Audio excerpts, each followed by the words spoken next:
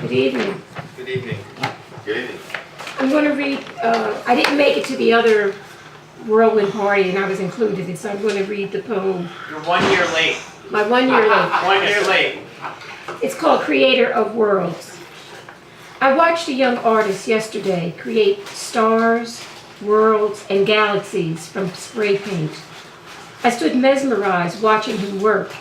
He painted a small circle, covered it with a disc, spray painted it, and suddenly a world was created with an eclipse of the sun. He took a knife and carved a pathway of light rippling on the water. He balled up paper and with his magic touch created mountains. As he went about his work of creating worlds, his face was in complete concentration on what his hands could produce. The only time I saw him smile was at the small child who sat next to him, waiting patiently for him to finish.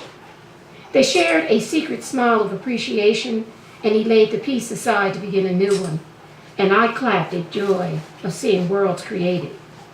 But his eyes were constantly on the lookout for the police and the license and inspection people who didn't want him to create worlds without first having paid a fee. And I wonder, what kind of world do we live in when a young man with talent using spray paints to create galaxies that are capable of swallowing me whole has to hide?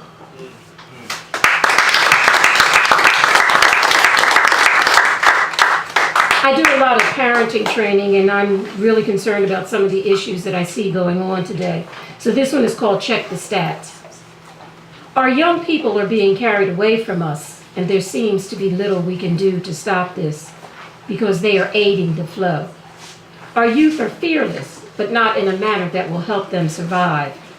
Despite the tremendous strides we have made as a nation, there are real dangers lurking, stalking our children, and they are oblivious to the dangers, to our warnings, until it is too late and they find themselves in places we can't save them from, bring them out of because of their actions.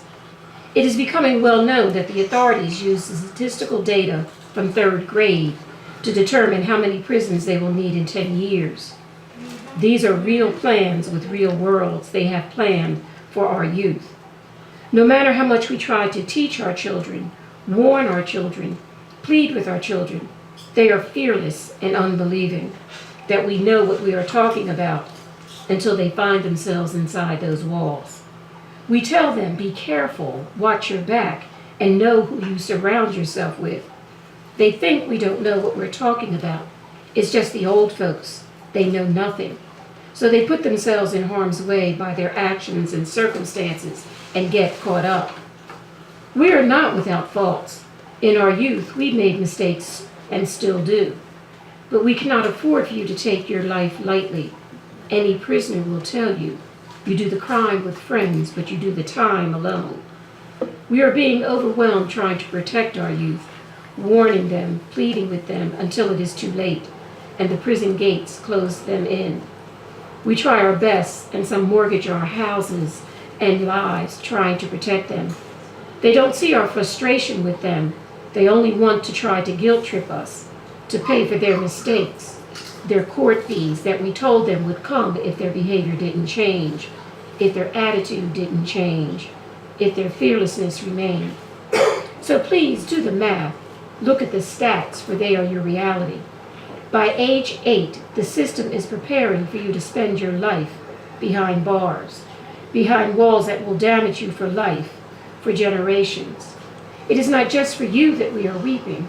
It is for your children, your grandchildren. What will you say to them when they ask you why you didn't listen, why you didn't heed the warning your elders gave you? What will be your response? That you were fearless or foolish? That you could have chosen another way, a different friend, and traveled a different path. For if you think the world owes you, you will get exactly what you deserve.